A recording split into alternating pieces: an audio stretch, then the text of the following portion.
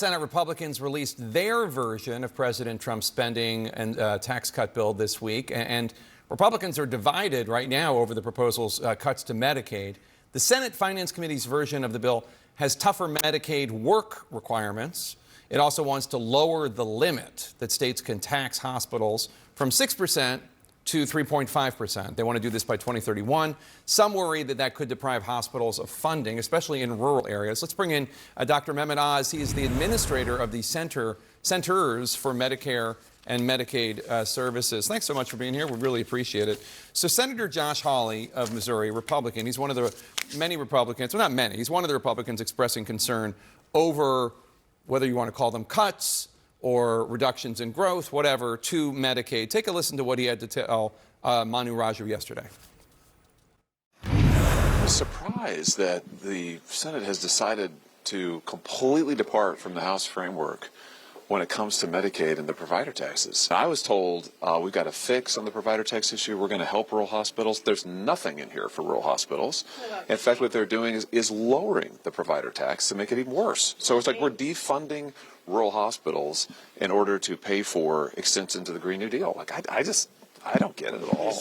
So the Congressional Budget Office estimated that more than 10 million recipients would lose their Medicaid benefits from the House bill. The Senate bill, at least the one that just came out of committee, would go farther than that. How can you be sure that the vulnerable enrollees who depend upon Medicaid will continue to get it? You say that you want to protect them. How can you make sure that they will be protected? I took this job to do just that, protect our most vulnerable.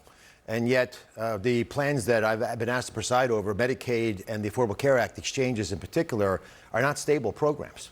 Medicaid spending has increased 50% in the last 5 years. And a major driver of that are the able-bodied individuals who joined the program, and half of which these individuals don't work, and many of them could work. I actually think work is a good thing in general. The economy needs more people to work. We've got twice as many jobs as there are people seeking them. But in particular for Medicaid, the problem we run into is if we allow able-bodied individuals on Medicaid to get a 90% match from the federal government, states game the system.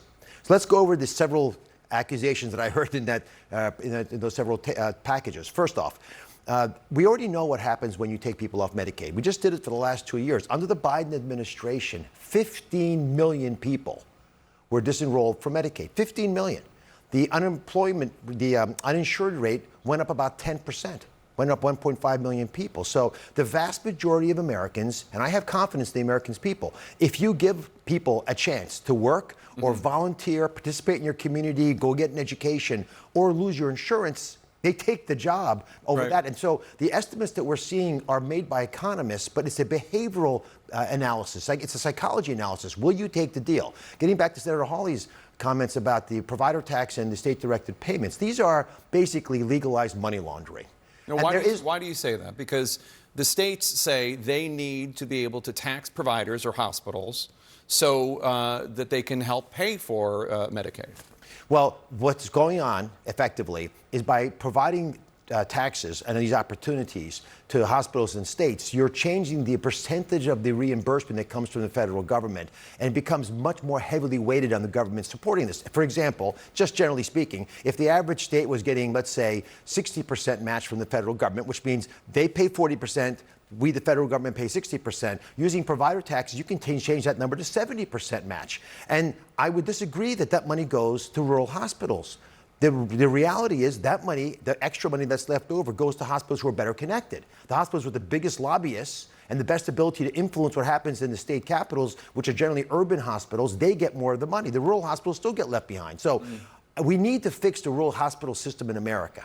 This is something I'm passionate about and we're going to do. This is not the way to do it. So we have to be transparent on where the money is going in Medicaid. Let's talk about the work requirements for people on Medicaid. So the Kaiser Family Foundation estimates that 92% of Medicaid recipients are working full-time jobs or part-time jobs, or they're not working because they have disabilities or childcare responsibilities or school. The other 8% of Medicaid recipients say they're not able to find jobs. How do you guarantee that they are going to be able to find work?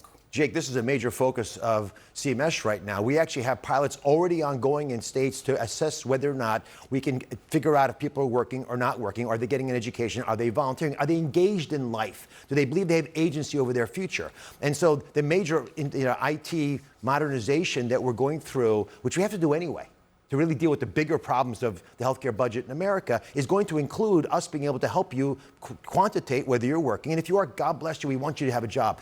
But Jake, we should not base our decisions on Medicaid and something as pivotal and important as a work requirement, which SNAP has, food stamps has it, TANF, temporary assistance for needy families. That was the big Clinton welfare bill, was basically bringing work requirements into American life. And he agreed, so did President Obama, so did President Biden, that work is a good thing and is necessary as a foundation of any social welfare program. So the bill that we're talking about here will also make many changes to the Affordable Care Act, or Obamacare. It would shorten the enrollment periods. It would make it harder to sign up or re-enroll. And Republican states, we should note, have seen the greatest growth in Obamacare enrollment. A recent Kaiser Family Foundation survey found a larger share of Obamacare enrollees identify as Republican than as Democrat.